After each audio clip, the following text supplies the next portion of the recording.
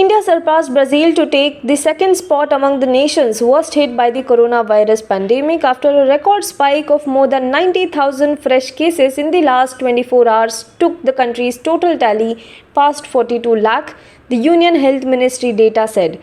This is the second consecutive day that the country has registered over 90,000 new infections in just 24 hours.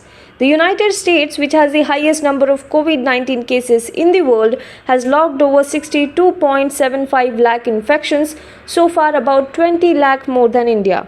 The spike comes on a day when metro services have restarted in several cities. The decision comes at a time when AIIMS Director Dr. Randeep Guleria has said that some parts of India are still witnessing a second wave of COVID-19 cases. He added that people are now tired of taking safety measures, and in Delhi they can be seen without masks and gathering in crowds, leading to spike in the number of cases. The Indian National Congress on Sunday evening announced panels in the run-up to 2022 Uttar Pradesh Assembly polls, and former Union Minister Salman Khurshid has been tasked with the responsibility of heading the manifesto committee.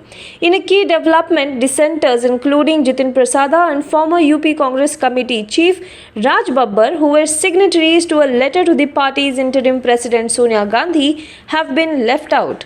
However, Congressmen Nirmal Khatri and Naseeb Pathan, who had criticized the letter writers, have been assigned key responsibilities. Congress loyalist and former Union Minister Salman Khurshid will be leading the team creating the party's manifesto for polls. Other names in the manifesto committee include P.L. Punia, Aradhana Mishra Mona, Vivek Bansal, Supriya Shrinet, and Amitabh Dubey. The outreach committee comprises of veteran leader Pramod Tiwari, Pradeep Jain Aditya, Gajraj Singh, Nasimuddin Siddiqui, Imran Masood, Balkumar Patel.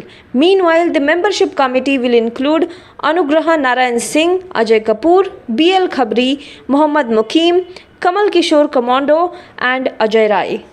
The two-day monsoon session of Maharashtra Assembly is set to begin in Mumbai today amid the worsening COVID-19 situation in the state. It is the shortest session in the state's legislative history to take place on the backdrop of a political tussle between the Shiv Sena and the BJP over Sushant Singh Rajput's death case, the drug case, Kangana Ranawat locking horns with the Sena, and the Palghar lynching case. Several stringent security measures have been put in place in the Vidhan Bhavan area, particularly with respect to COVID-19. At least 9 ordinances and 14 bills are likely to be placed before the House during the session. The legislature will also move a condolence motion to pay tribute to former President Pranab Mukherjee, who died last week after prolonged illness. Breaking the tradition in view of the pandemic, the Maharashtra Vikas Aghadi on Sunday cancelled the tea party usually hosted by the Chief Minister for the opposition party on the eve of the session. Actor Riya Chakraborty, who was questioned for over 6 hours on Sunday by the Narcotics Control Bureau, has arrived at the Central Agency's office in Mumbai for the second day as a part of the investigation into the alleged drug angle surrounding the Sushant Singh Rajput death case. The NCB investigation is a separate case registered by the agency.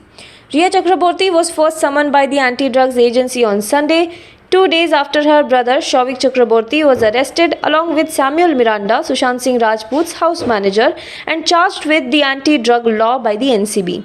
They have been sent to the agency's custody till Wednesday. He has been sent for a medical examination again today.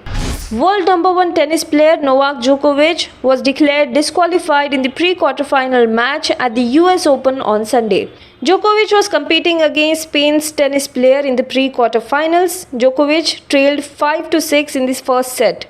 Annoyed by the setback, he hit a shot that directly hit the female officer in the neck. After this, the woman had difficulty in breathing for some time.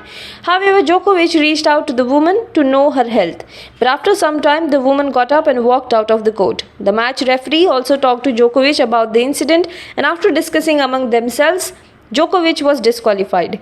Djokovic is the third player to be disqualified in the Grand Slam history. Prior to Djokovic, John McEnroe was disqualified from the Australian Open in 1990s.